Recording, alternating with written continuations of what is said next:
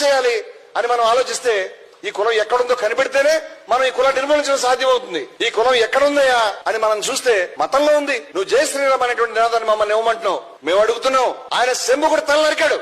ఎందుకు నరికాడు? ఫస్ట్ ఆ విషయం తెలుసు. ఎందుకు నరికాడో ఆయన తేల్చగల పుస్తకంలోనే ఉంది, రామాయణంలోనే రాసిపెట్టి ఉంది. ఏమనంటే రామరాజ్యంలో తీవ్రమైనటువంటి అశాంతి, తీవ్రమైనటువంటి దుర్భర పరిస్థితి ఏర్పడింది. ఎందుకంటే ఏదో ఒక అగ్ని వేగుతుంది, ఒక బ్రాహ్మణ బాలుడు చనిపోయాడు. బ్రాహ్మణ బాలుడు చనిపోయాడంటే నీ రాజ్యం సరిగా లేదని. అందుకని ఆ బ్రాహ్మణ తండ్రి రాముడి దగ్గరకు వచ్చి ఈ శవాన్ని పడుకోబెట్టి, బ్రాహ్మణ బాడు ఎవడో కింద కులస్తుడు కాదయ్యా, బ్రాహ్మణ బాడు చచ్చిపోయాడు. బ్రాహ్మణ బాడు చచ్చిపోయిన తర్వాత నీ తొక్కల రాజ్యం ఇది రాజ్యమా? రాముడు చాలా బాధపడి ఇంత దారుణం జరిగిందా, ఎట్లా జరిగిందని ఆయన తన దృష్టితోటి ఆలోచించి, అచ్చా ఈ శంభుకుడు అనేటువంటి వ్యక్తి తపస్సు చేస్తూ ఉన్నాడు అని రామ బాణం తీసుకుని మరి శంభుకుడు యొక్క శిరస్సుని ఖండించాడు. శంభుకుడు చేసిన నేరం ఏమిటి? హత్య చేయలేదు, దొమ్మి చేయలేదు, రేప్ చేయలేదు, దొంగతనం చేయలేదు. కేవలం దేవుడు తలుచుకున్నాడు, దేవుడు యొక్క తపస్సు చేశాడు, దైవ ధ్యానం చేశాడు. ఆ శంభుకుడు ఎవరంటే చాలా మంది శంభుకుడు బహుశా ఎస్సీ కావచ్చు అనుకుంటారు. ఎస్సీ కాదు, శూద్రుడు. శూద్రుడు అంటే ఎవరో తెలుసా? ఇవాళ హిందువుల్లో 92% మంది శూద్రులే అవుతారు. బ్రాహ్మణులు, క్షత్రియులు, వైశ్యులు మినహాయిస్తే అందరూ శూద్రులే అవుతారు. వాళ్ళకి ఇబ్బంది ఉండొచ్చేమో, ఒప్పుకోరేమో గానీ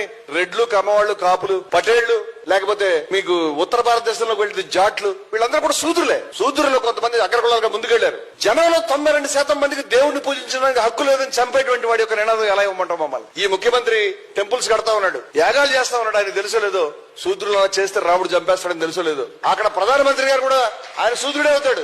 ఆదిత్యనాథ్ గారు కూడా నాకు తెలిసి శూద్రుడే అవుతాడు. మీరెవరికి దేవుడిని చంపడం చదవడానికి వీలని చెప్తే ఆ బొమ్మ మమ్మల్ని పెట్టమంటాం. మాకు తెలుసు మతం లోపల ఈ కులం అనేది ఉంది. ఆ మతంలో ఎక్కడ దాకా కులం ఉందో అక్కడ దాకా మేము తగలబెడతాం.